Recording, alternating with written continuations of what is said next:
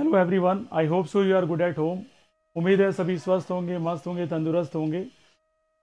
You are watching GV foundation with S K sir. पहले magnetic effect of electric current के सारे concept हम detail में discuss कर चुके थे और कुछ पेपर भी हमने सॉल्व किए थे आरबीएससी के।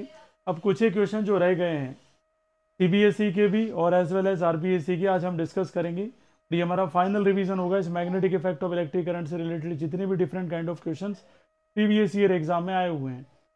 अब यहाँ पे हमें जो जानने की ज़रूरत है दैट्स वेरी इंपॉर्टेंट ईयर कि पहले आरबीएससी में वर्क एंड एनर्जी चैप्टर हुआ करता था, जिसकी वजह से 2017 तक तो क्वेश्चन थे। उसके पहले वाले जो पेपर है 15, 16, 15 या 14 या 13 में उसमें क्वेश्चंस नहीं है।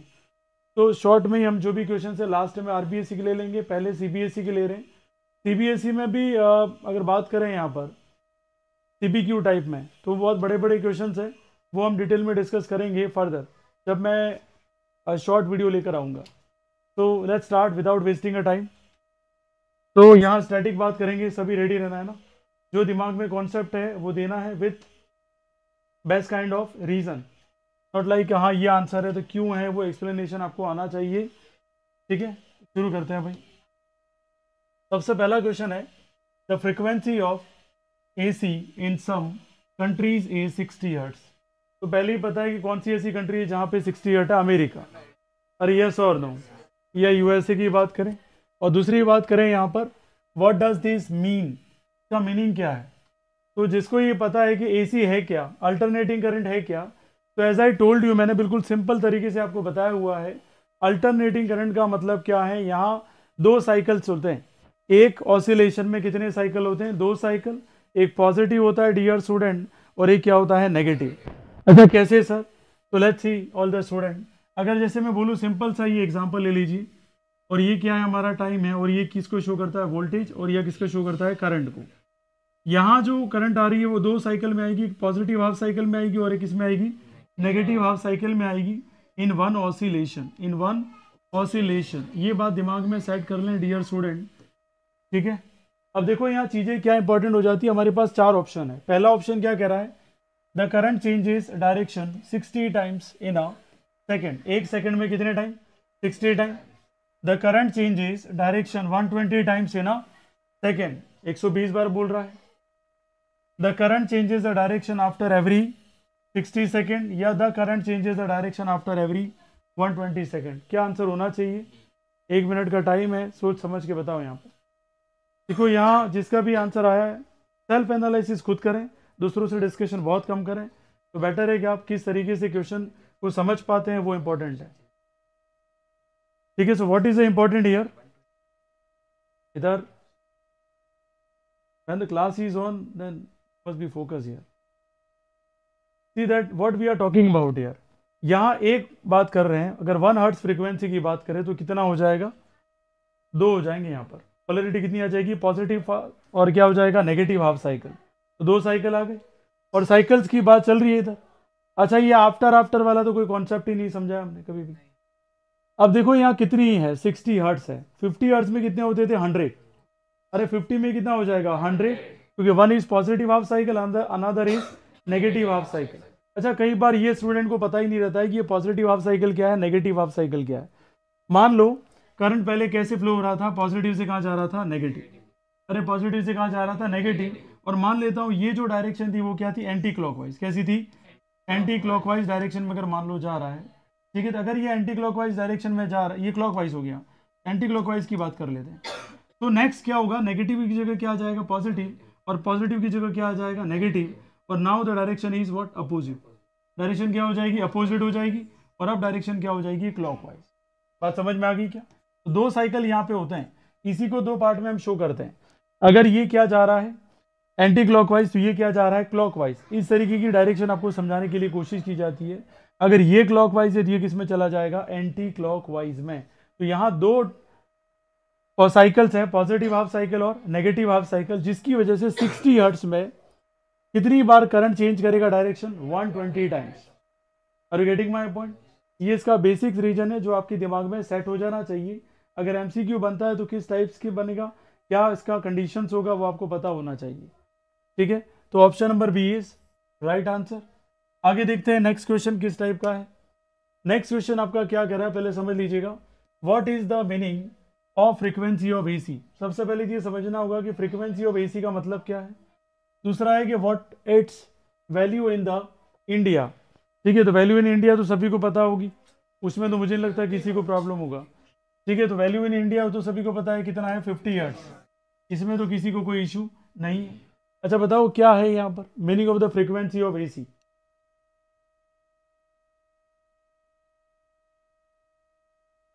तो यहाँ एक तरीके से समझो, पहले तो समझने की कोशिश करो फ्रीक्वेंसी होती क्या है। What do you mean by frequency. तो फ्रीक्वेंसी का मतलब क्या है बेटा, number of oscillation, number of oscillation per unit time, per unit time. और टाइम किस में होता है, ठीक है, स्टैंडर्ड यूनिट क्या लेके चलते हैं, सेकंड में। तो याद रखना number of oscillation per unit second में कितने हुए हैं, वही हमारा क्या कहलाएगा यहाँ पर फ्रीक्वेंसी। और किसकी फ्रीक्वेंसी कहलाएगा, वो एसी की। किसकी फ्रीक्वेंसी कहलाएगा, एसी की। ये चीज़ें दिमाग में सेट आउट होनी चाहिए कि अगर ऐसा क्वेश्चन आया तो हमें किस तरीके से उसका आंसर देना है। पहले क्लियर होना चाहिए कि यहाँ फ्रीक्वेंसी का मीनिंग क्या है और बात किसकी कर रहे हैं, वो भी इंपॉर्टेंट है यहाँ पे। देखो मैक्सिमम चांस है कि इस बार जो पेपर बनेगा उसमें सोलेनॉइड से रिलेटेड क्वेश्चन जरूर आएगा आपका। और डायरेक्शंस जो है, रूल्स, जैसे आपने पढ़ा है मैक्सवेल रूल्स। अच्छा 2-3 ही टॉपिक है यहाँ पर जिस पे क्वेश्चन आएगा, Maxwell rules, Fleming rules, Fleming दोनों rules left hand and right hand, और मैक्सवेल कॉर्क रूल, ये डायरेक्शन वाले सारे रूल्स पढ़ लीजिए। सोलेनॉइड के बारे में डिटेल पढ़ लीजिए। और सोलेनॉइड का कंपैरिजन किसके साथ पढ़ लेना, इलेक्ट्रोमैग्नेट के साथ। किसके साथ पढ़ना है, इलेक्ट्रोमैग्नेट के साथ, कि सोलेनॉइड कैसे, सोलेनॉइड से हम क्या बनाते हैं, इलेक्ट्रोमैग्नेट बनाते हैं। सोलेनॉइड तो जस्ट क्या करते हैं हम लोग, कॉपर वाइंडिंग जब उसको जोड़ देते हैं बैटरी से तो वो किसकी तरह बिहेव करने लग जाता है, इलेक्ट्रोमैग्नेट की तरह बिहेव करने लग जाता है। अच्छा और ज्यादा क्या पूछ सकता है, फैक्टर्स कौन कौन से हैं, कौन कौन से ऐसे फैक्टर्स हैं जिस पे ये डिपेंड करता है। अगर ये पता है तो डेफिनेटली कहीं पर भी कोई प्रॉब्लम आने वाली नहीं है। ये चीजें जानने की सख्त जरूरत है। ऐसा नहीं कि ठीक है चल गया है चलने दो, नहीं चलेगा ऐसा। आपको 2-3 टॉपिक पे कमांड करनी है। और magnetic effect of electric current पे सीबीएसई के जितने भी प्रीवियस ईयर क्वेश्चन उठा के देखेंगे, बड़े क्वेश्चन ज्यादा पूछे हैं, 2 नंबर के, 3 नंबर के और 5 नंबर के। पुराने पेपर देखते हैं 2017 से पहले वाले, 5 नंबर के क्वेश्चन ही ज्यादा से ज्यादा है। ठीक है, तो उस हिसाब से आप प्रिपरेशन करना, जो भी सीबीएसई है। आरबीएसई में बिल्कुल इक्का दुक्का क्वेश्चन है, मतलब आपके क्वेश्चन कैसे जो लास्ट में 4-5 क्वेश्चन में आपको बताऊंगा वैसे हैं। बाकी सीबीएसई के स्टार्टिंग वाले क्वेश्चन आप देख लीजिए, इस तरीके से क्वेश्चन आपको मिलना निश्चित है। नेक्स्ट क्वेश्चन देखते हैं। नेक्स्ट क्वेश्चन क्या है, what does crowding of magnetic field lines indicate. Word कभी टफ आ जाए ऐसा नहीं समझिए क्वेश्चन कोई टफ है, इजी क्वेश्चन है, वो चाहता है आप अप्रोच करें वहां तक। दूसरा क्वेश्चन उसी का और पार्ट, इसी क्वेश्चन को घुमा के और पूछ लिया गया 2012 में, और वो 2011 और 12 के सेट पेपर में ना। यहाँ क्या पूछ लिया गया, what does the degree of closeness of magnetic field lines near the poles slightly. अच्छा ये कैसे समझने की कोशिश करते हैं कि मान लो हमारे पास एक मैग्नेट है, ये कौन सा पोल है, साउथ, और ये कौन सा पोल है, नॉर्थ। और आप सबको पता है अंदर मैग्नेटिक फील्ड लाइन कैसे जाती है, साउथ टू नॉर्थ। कैसे जाती है, साउथ टू नॉर्थ। और बाहर कैसी आती है, नॉर्थ टू साउथ। और यहाँ पर भी बाहर कैसे आती है dear student, north to south. अच्छा ये इंपॉर्टेंट क्यों है, ऐसा क्या एस्पेक्ट ऑफ अंडरस्टैंडिंग है। इन्होंने बात बोल दी क्राउडिंग की। क्राउडिंग का मतलब होता है भीड़ लग जाना, और भीड़ किसकी लगेगी, मैग्नेटिक फील्ड लाइंस की। किसकी लग जाएगी, तो बॉस मैग्नेटिक फील्ड लाइंस की जब भीड़ लग जाएगी, ठीक है, या बहुत ज़्यादा number of magnetic field lines यहाँ पे आ जाएगी, तो maximum number of magnetic field line जैसी आएगी, तो मैंने पहले ही कहा है तब क्या हो जाएगा, स्ट्रॉन्ग मैग्नेटिक फील्ड प्रोड्यूस करेगा। ये क्या प्रोड्यूस करेगा, स्ट्रॉन्ग मैग्नेटिक फील्ड प्रोड्यूस करेगा। सिंपल सा आंसर है। और ये दिमाग में आपके ब्रेन सेट होना चाहिए कि क्या पूछ रहा है, क्या आंसर होना चाहिए इसके, है ना। तो दूसरा क्वेश्चन भी यही पूछा है, डिग्री ऑफ क्लोजनेस। तो यार डिग्री ऑफ क्लोजनेस जितना ज़्यादा होगा मैग्नेटिक फील्ड उतना ही क्या रहेगा, स्ट्रॉन्ग। क्या रहेगा, स्ट्रॉन्ग। दोनों का एक ही आंसर था, आपको डायग्राम बनाना था और ज़्यादा से ज़्यादा ये समझाना था कि मान लीजिए यहाँ पे मैग्नेटिक फील्ड लाइन बहुत आ गई, बहुत सारी, ठीक है, इस तरीके से ये निकल रही है यहाँ पे, और यहाँ बहुत सारी एंटर हो रही है, तो आप डायरेक्शन शो कर दीजिए, बहुत सारी डायरेक्शन यहाँ पे शो कर दीजिए। तो आप क्या कहने की पॉसिबिलिटी बता रहे हैं यहाँ पे। क्लोजनेस का मतलब ये है कि यहाँ मैग्नेटिक फील्ड क्या हो चुका है, स्ट्रॉन्ग। क्या हो चुका है। और इसको मैंने जब प्रॉपर्टीज पढ़ाई थी 7 प्रॉपर्टी, तब भी मैंने बोला था जब भी मैग्नेटिक फील्ड लाइंस क्या होगी, पास पास, क्या होगी, पास पास, तो प्रोड्यूस होने वाला मैग्नेटिक फील्ड हमेशा क्या रहेगा, स्ट्रॉन्ग। क्या रहेगा। और जैसे ही मैग्नेटिक फील्ड लाइन फार हो जाएगी तो कैसा मैग्नेटिक फील्ड प्रोड्यूस होगा, वीक। देखो फिर दोनों में डिफरेंस समझना। अप्लाइड क्वेश्चन हमेशा सीबीएसई पूछती है और स्टैटिक क्वेश्चन हमेशा कौन सी पूछती है, आरबीएसई। दोनों का ये अलग अलग डिफरेंसेस है, ठीक है। अभी लास्ट ऐसा टाइम होता है, यहाँ पुछल्ले बल्लेबाज या जो वीक स्टूडेंट वो भी ज़बरदस्त खेलते हैं, क्योंकि उन्हें पता है यार कुछ भी करो हमें एग्ज़ाम को पास करना है, उनका टारगेट ये रहता है। लेकिन वो पास के चक्कर में बहुत आगे बढ़ जाते हैं। और जो स्ट्रॉन्ग स्टूडेंट होता है या मान लीजिए बहुत इंटेलिजेंट स्टूडेंट है, वो हमेशा एक ही ट्राई में रहेगा, मुझे तो सब आता है क्या करना है, ठीक है। उसी ओवर कॉन्फिडेंस के चक्कर में जहाँ उसकी 98 आनी चाहिए थी वो वापस फ्लिप करके कहाँ चला जाएगा, 89 पे चला जाएगा। और ये कई स्टूडेंट के साथ हुआ है। टारगेट डिसाइड करना अलग चीज़ है और टारगेट को कंप्लीट करना या अचीव करना अलग चीज़ है। जैसे वो कछुआ और कौन सी स्टोरी थी, खरगोश वाली, और ये सभी के लाइफ में अप्लाइड होती है, क्योंकि सबको ऐसा, खरगोश को ऐसे लगता है मैं सबसे तेज भागता हूँ तो मेरे से अलावा कोई टक्कर में ही नहीं है। अरे भाई आपके नसीब में नहीं पता है आपको कि भाई आपके टक्कर वाले बहुत बैठे हुए हैं, ठीक है। और कब उनकी गाड़ियाँ इतनी स्पीड से आगे निकलेगी आपको पता ही नहीं पड़ेगा। भले वो पहले धीरे चल रहे थे लेकिन लास्ट ज़बरदस्त स्पीड पकड़ते हैं।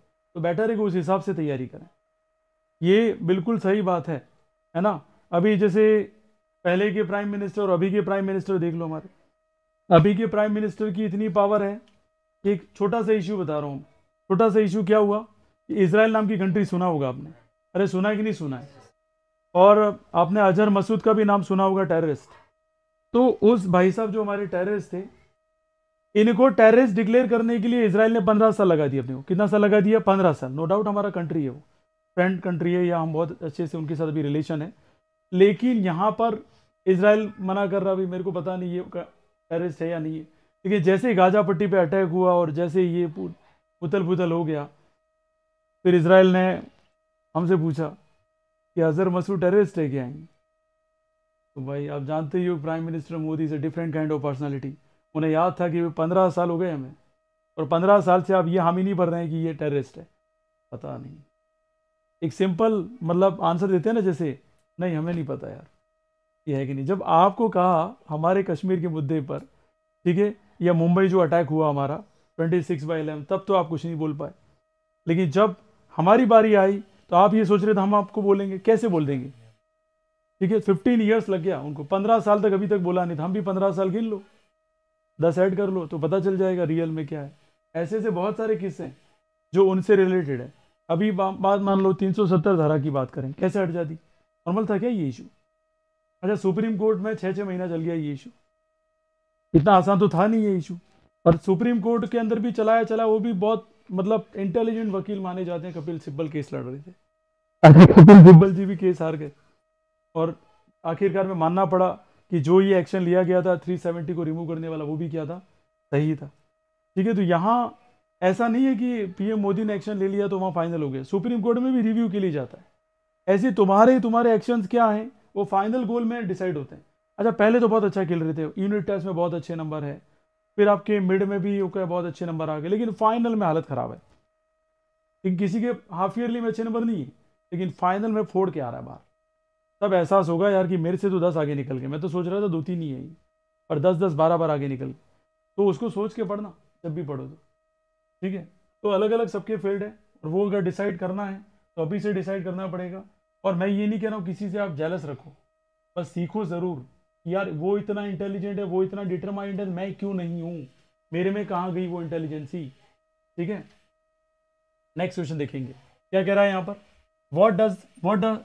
on what factors does the magnetic field due to a current carrying solenoid depends। कौन कौन से ऐसे फैक्टर है? तो 3 फैक्टर है। पहला फैक्टर बताओ कौन कौन सा फैक्टर है? सबसे पहला फैक्टर कौन है? Number of turns. अरे कौन सा फैक्टर है भाई?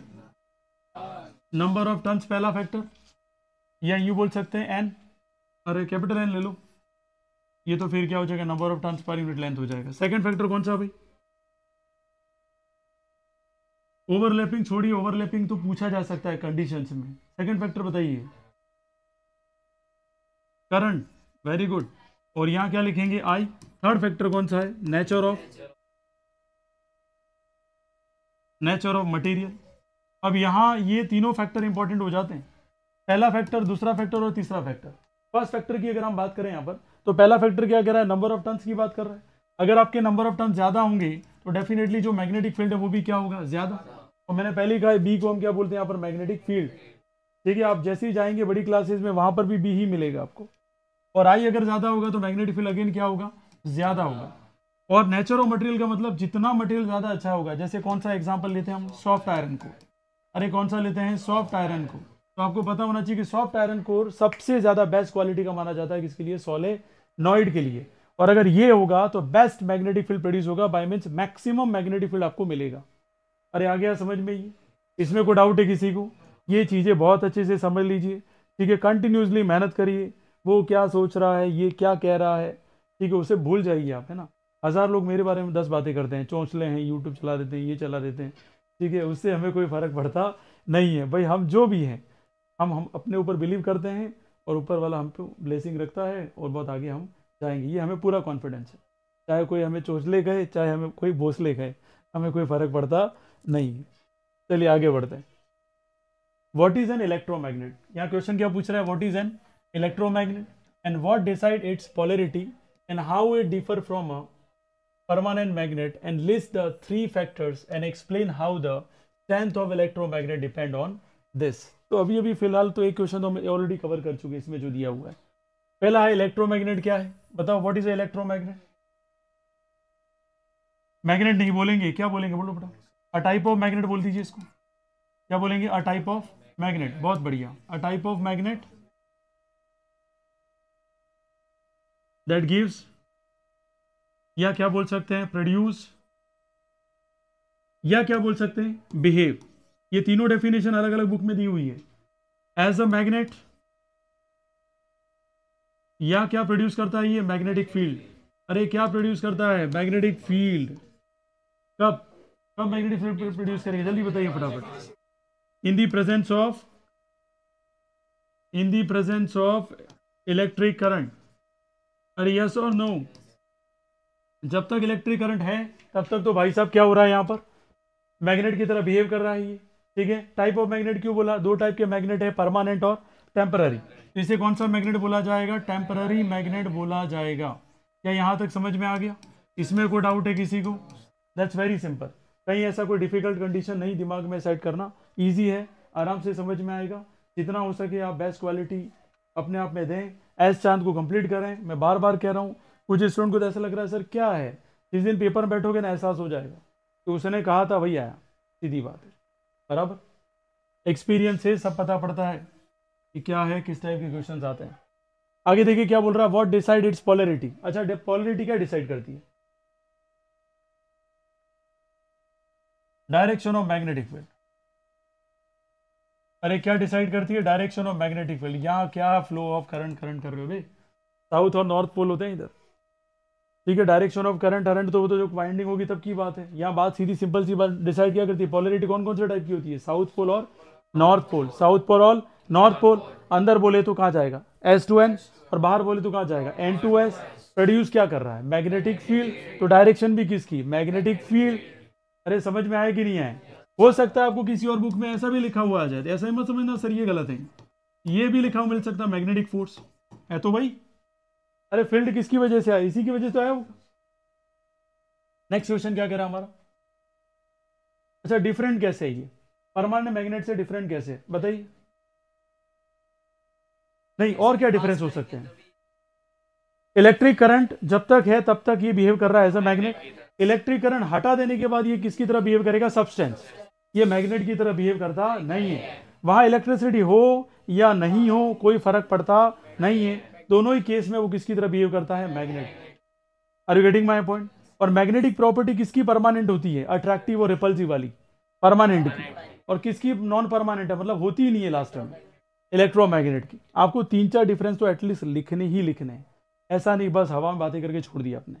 जब तक बैटरी है, बैटरी डिपेंडेंट है, वो बैटरी डिपेंडेंट नहीं है, ठीक है। ऐसे 4 डिफरेंसेस आपको बहुत अच्छे से समझाने हैं, तब जाके आपको पूरे मार्क्स मिलेंगे, इसलिए 4-5 नंबर का क्वेश्चन आता है। फिर क्या लिखा है, how the strength of electromagnet depends on this. जितना करंट ज्यादा होगा इलेक्ट्रोमैग्नेट उतना ही क्या होगा, स्ट्रॉन्ग, क्या होगा, स्ट्रॉन्ग। अब देखो और क्या डिफरेंसेस आप क्रिएट कर सकते हो, एक परमानेंट मैग्नेट है डियर स्टूडेंट, एक कैसा मैग्नेट है, परमानेंट मैग्नेट है। तो आपको पता होना चाहिए कि परमानेंट मैग्नेट जो है ये भाई साहब मैं तो आप कोई चेंज ला नहीं सकते, लेकिन इलेक्ट्रोमैग्नेट में आप क्या ला सकते हैं, चेंज ला सकते हैं। अरे क्या कर सकते हैं, चेंज ला सकते हैं। मान लीजिए आपके पास इलेक्ट्रोमैग्नेट है, एक एग्जांपल, पर्सन ए के पास है इलेक्ट्रोमैग्नेट, उसके पास कितना है, मान लीजिए 100 टेस्ला, और दूसरे के पास कितना है 150 टेस्ला। घबराइए मत, ये यूनिट है किसकी, मैग्नेटिक फील्ड की। तो 100 टेस्ला और 150 टेस्ला, ज्यादा किसके पास है, 150 के पास। वो कैसे आया, इसने कहा कि सर मेरे पास तो जो करंट मैं फ्लो करवा रहा हूँ कितना है 20 एम्पियर है, और ये कह रहा है मैं करंट कितना फ्लो करवा रहा हूँ 30 एम्पियर। करंट तो ज्यादा कौन फ्लो करवा रहा है, 30। अरे आ गया समझ में। ये बेसिक डिफरेंसेस आपके दिमाग में परमानेंट सेट होने चाहिए, ठीक है, चाहे कुछ भी हो जाए, फाइनल गोल जो खेलता है वही महान बनता है।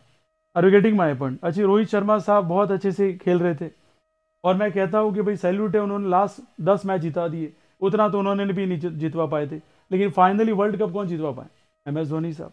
और हम यहाँ पे वर्ल्ड कप हार गए। कोई कह रहा था वानखेड़े में करवा देते जीत जाते, वो तो कंडीशन में मैं भी लगा देता, मैं पढ़ लिया होता तो मैं भी IAS होता, लेकिन क्या करें, अब पूरा कंप्लीट नहीं कर पाए ढंग से, नहीं तो IAS होते, प्रशासनिक पद पे होते, आज ये पढ़ाना नहीं पड़ता। तो इसलिए आपको कह रहा हूँ फाइनल गोल आपके हाथ में, चाहे वो 10th है 12th है या फाइनल जॉब का टाइम आएगा, तब भी आपको यही टीचर बोलेंगे जितने भी है। नेक्स्ट देखो यहाँ पे, इन अ सर्किट, एक सर्किट की बात चल रही है, when a line, live wire, कौन सा वायर है बॉस, लाइव वायर, किसके कॉन्टेक्ट में आ जाता है, नेक्स्ट न्यूट्रल वायर, किसके, neutral wire, then one event is occur, कौन सा इवेंट अकर होता है भाई, अच्छा शॉर्ट सर्किट हो जाता है, क्या हो जाता है भाई, शॉर्ट सर्किट। अच्छा शॉर्ट सर्किट में होता क्या है, what happen in short circuit, आप बता सकते हो बेटा। अरे हिंदी में वागड़ी में बता दो आप, तो कोई दिक्कत वाली बात नहीं है।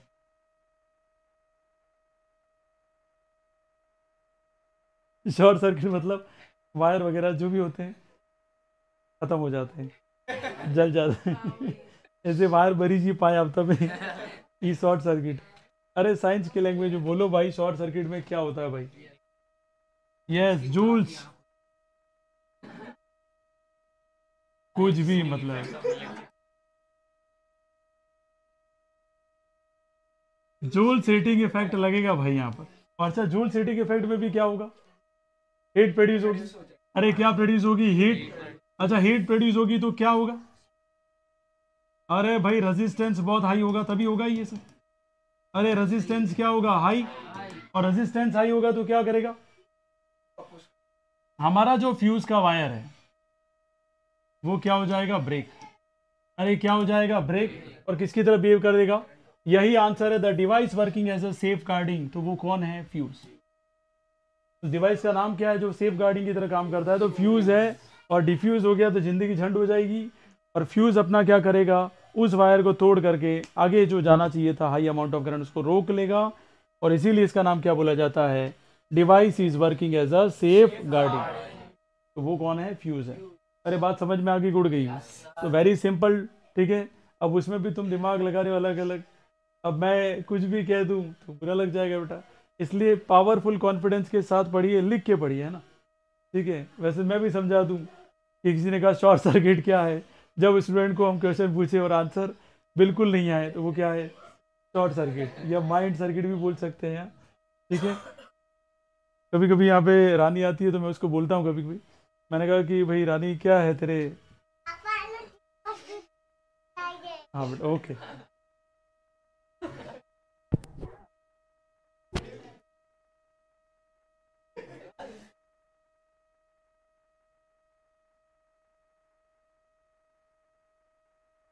Next question, why two magnetic field lines are not intersecting with each other, ये RBSC की क्वेश्चन है, बताओ।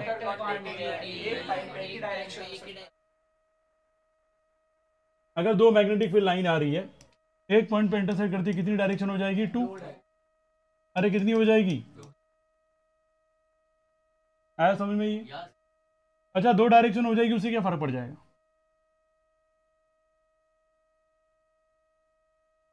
स्केलर हो जाएगी, लेकिन रियल में मैग्नेटिक फील्ड कौन है, और वेक्टर क्वांटिटी की खासियत क्या है, इसके पास फिक्स डायरेक्शन होता है बेटा, मैग्नीट्यूड तो फर्क नहीं पड़ता है, फिक्स डायरेक्शन क्या होता है, फिक्स डायरेक्शन, या बोल सकते हो वन डायरेक्शन, ये याद रहेगा बेटा। अरे भाई तुम डिमोटिवेट मत करो उसको। When two magnetic field lines are nearer and far from each other, then type of magnetic field, बताइए, पास पास है, आप तो बहुत ज़्यादा ही एक्सपीरियंस होल्डर हो, सब पास पास होती क्या होता है, यस और नो? पास पास क्या होता है? Strong magnetic field. बॉन्ड में पड़ गए भाई आप।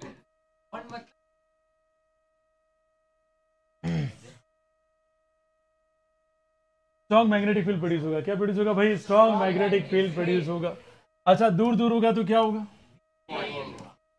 Weak magnetic field. Bond bond क्या कर रहा है भाई? वीक मैग्नेटिक फील्ड प्रोड्यूस होगा ही।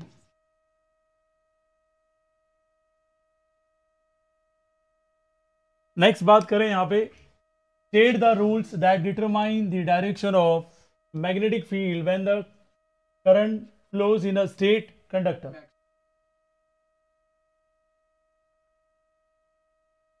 मैक्सवेल का ही कौन सा rule? Right hand thumb rule.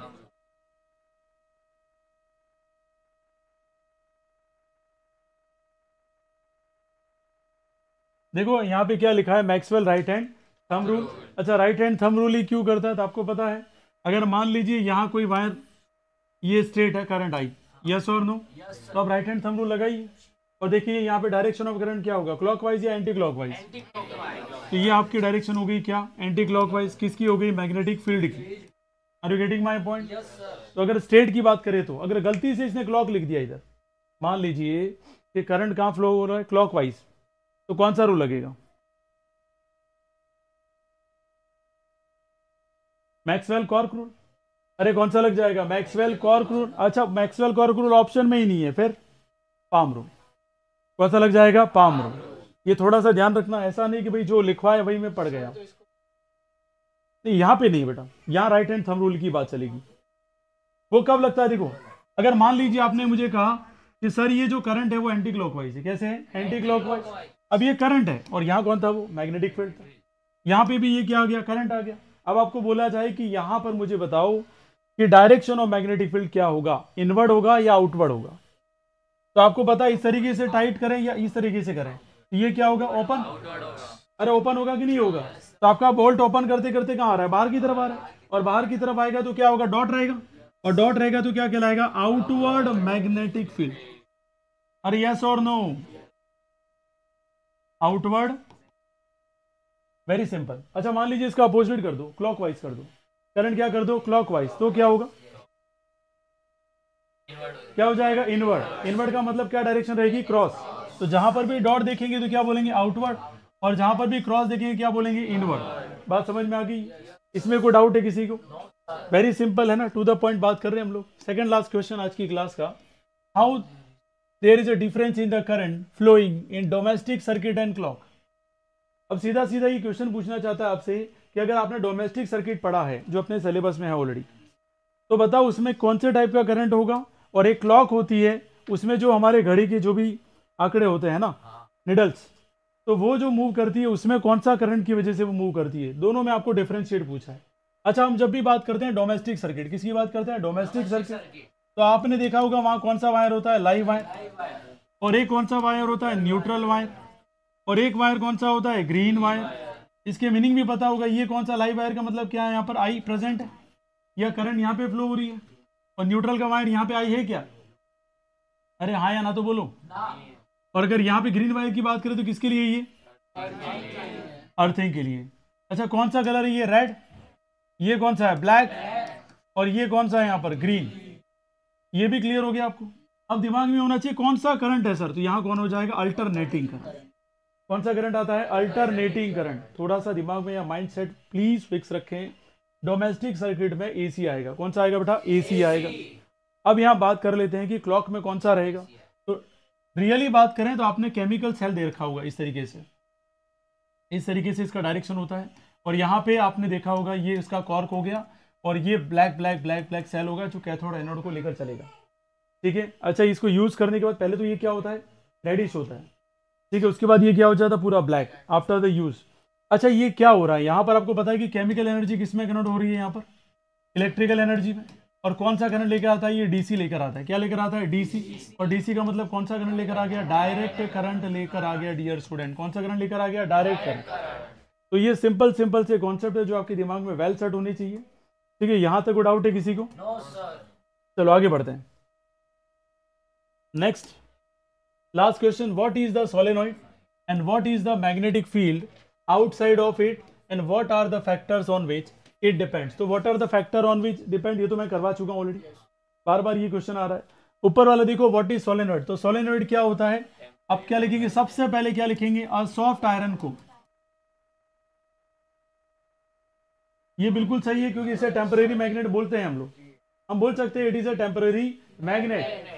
और क्या बोल सकते हैं, having soft iron core and bounded by copper wire. अरे कौन सा वायर भाई, तो डियर स्टूडेंट जैसे हमने बोल दिया कॉपर वायर, तो कॉपर वायर यहाँ पे बाउंड होता है और किससे कनेक्टेड होता है, ये बात समझ में आ गई क्या। तो ये जो पूरा अरेंजमेंट है उसे हम क्या बोलेंगे, सोलेनॉइड। क्या बोलेंगे, सोलेनॉइड। मतलब इस तरीके से ये अरेंजमेंट हो गया आपका, ये आपका क्या होगी, वाइंडिंग हो गई, और ये कनेक्शन कर दिया यहाँ पे पॉजिटिव, और ये क्या कर दिया, नेगेटिव, ये दोनों कनेक्शन हो गए यहाँ पर। और बैटरी है तो क्या कर देंगे, एक और ले लो यहाँ पर, ये नेगेटिव हो गया और ये क्या हो गया, पॉजिटिव। ठीक है, एक सेल से नहीं, एक से ज़्यादा सेल होंगे तो वो क्या कहलाएगा, बैटरी कहलाएगा। यहाँ हो सकता है कौन सा पोल हो जाए, नॉर्थ हो जाए, और ये क्या हो जाए, साउथ हो जाए। डिपेंड करता है कैसे टाइप की पोलैरिटी हमने डिसाइड कर रखी है ना। अच्छा मान लीजिए इस तरीके से कर दिया हमने, डायरेक्शन ऑफ पोलैरिटी हम चेंज कर दें, इधर माइनस ले लें और इधर क्या ले लें, प्लस, फिर प्लस आ गया, ये माइनस आ गया, इस तरीके से कर दी, इधर क्या आ जाएगा एस और इधर क्या आ जाएगा एन। ठीक है, दोनों पे डिपेंड करता है किस तरीके की डायरेक्शन आई है। अच्छा ऐसा क्यों किया सर, तो आप दिमाग लगा लीजिए, यहाँ पर ये एस है और ये क्या है, एन है, और मैंने शॉर्ट ट्रिक भी बताई थी आपको, ये कैसा है क्लॉकवाइज, ये कैसा है एंटी क्लॉकवाइज। बात समझ में आ रही है क्या। तो क्लॉकवाइज में कौन मूव करता है,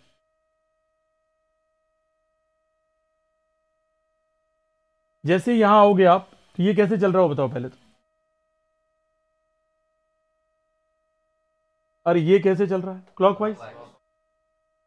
अरे क्लॉकवाइज ही तो चल रहा है, दिमाग में टेंशन मत लो, है ना, रिलैक्स हो। क्लॉकवाइज चल रहा है तो शुरू एन से होगा और एंड कहां से होगा, एस पे।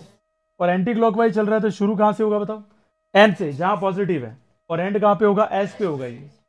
ठीक है, दोनों दिमाग में शॉर्ट, वैसे 12th में आओगे तो बहुत डिटेल में हम समझेंगे चीज़ों को, और ऐसा क्वेश्चन तुम्हारे कभी नहीं आएगा इतने डिटेल में, यहाँ कौन सा पोलैरिटी होगा, ऐसा कोई डिटेल में क्वेश्चन आपके आता नहीं है। लेकिन जैसे 12th में आएंगे तो आपको पता पड़ जाएगा कि ऐसे क्वेश्चन भी वहाँ पे आने लग जाते हैं।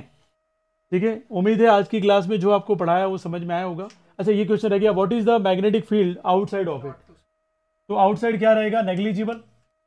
अरे क्या रहेगा भाई, नेग्लिजिबल, या क्या रहेगा, zero. Not to north south, now to south, ये सब छोड़ दो भाई, या क्या रह जाएगा, जीरो रह जाएगा। ये बताया भी था आपको, है ना, फिर ऐसा नहीं हो जाएगा सर ये क्या है, हमें तो कुछ आ ही नहीं रहा है। तो उम्मीद है सभी को समझ में आया होगा। एक बात बोल रहा हूँ सिंपल सा, कि आपको किस टॉपिक पे टफ लगता है आप मुझे कमेंट करना, उसमें बताना, तो उस पर हम वीडियो लाएंगे 16-16 मिनट के। ठीक है, 16-16 मिनट में हम टॉपिक कौन से इंपॉर्टेंट है उस पर आ सकते हैं, उसको डिटेल में डिस्कस करेंगे, जो आ सकते हैं वही टॉपिक डिस्कस करेंगे। तो वो चैप्टर का आप कमेंट कर लेना। ठीक है, तो आने वाली जनवरी और फरवरी जो नया साल है उसके लिए आप सभी को पहले से शुभकामनाएं, और मैं चाहूँगा कि आप लोग नए साल में बहुत अच्छे से परफॉर्म करें, और इतना अच्छा परफॉर्म करें कि लोग देखने वाले भी कहें कि इससे बढ़िया तो कोई कर ही नहीं सकता आप। ठीक है, सो मुझे कमेंट करके बताएं कि किस टॉपिक पे आपको वीडियोस बनानी है, चाहे रिफ्लेक्शन रिफ्रैक्शन हो, या मैथ्स में कौन सा टॉपिक है 10th 9th 10th में। ठीक है, या 10th में तुम्हारा जो बोर्ड में कौन सा इंपॉर्टेंट टॉपिक जो तुम्हें समझ में नहीं आ रहा है, तो उसके ऊपर हम वीडियोज़ आपके बना के डाल देंगे, है ना। ओके, उम्मीद है आप सभी को समझ में आया होगा। तो thank you so much for watching GV foundation with SK sir, thanks.